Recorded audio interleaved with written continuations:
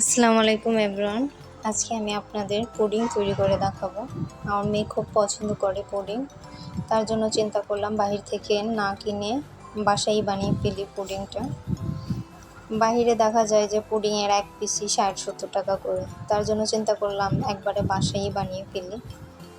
তারপরে পুডিংয়ের জন্য আমি ফার্স্টে চিনি সাথে একটু কিছুটা পানি অ্যাড করে নিয়েছি, ভালো করে ক্যারামেলটা তৈরি করে নেব যেন পুড়ে না যায়। তারপরে একটি বাটিতে আমি সেট করে নিয়েছি পুডিংয়ের ক্যারামেলটা তৈরির পর ওদিক দিয়ে আমি দুটো ডিম ফাটিয়ে নিয়েছি, ডিমের সাথে কিছুটা চিনি অ্যাড করে দিয়েছি। ভালো করে মিক্স করার পর এটাকে আমি রেখে দেব। তারপর ওদিক দিয়ে আমি দুধ জাল বসিয়ে দিয়েছি, আধা কেজির ওপরে দুধ। এটাকে আমি কিছুটা জাল করে কমিয়ে নিব, ঘন করে নিব।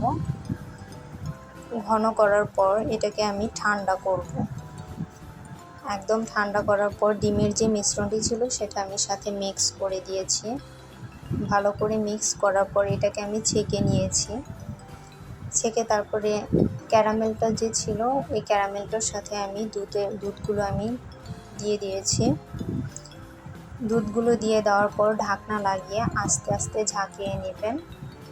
ঝাঁকানো হলে তারপর এটাকে আপনারা যদি চুলায় বসাতে চান তাহলে চুলায় বসিয়ে দিবেন, আর যদি ওভেন থাকে তাহলে ওভেনে দিয়ে দিবেন। আমি তো ওভেনে দিয়ে দিয়েছি 40 মিনিটের জন্য টাইম সেট করে দিয়েছি। এটা হচ্ছে আমার নিউ পেজ, সবাই লাইক কমেন্ট শেয়ার সাপোর্ট করবেন। এই তো দেখতে পাচ্ছেন আমি 40 মিনিটের জন্য টাইমটা সেট করে দিচ্ছি। 40 মিনিট পর এটাকে আমি ফ্রিজে রাখবো 2 ঘন্টা।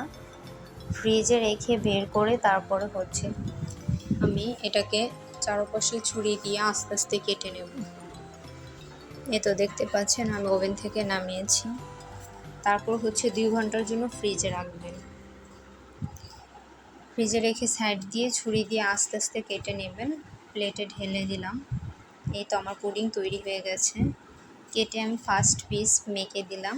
মেয়ে খেয়ে বলল সেই মজা হয়েছে।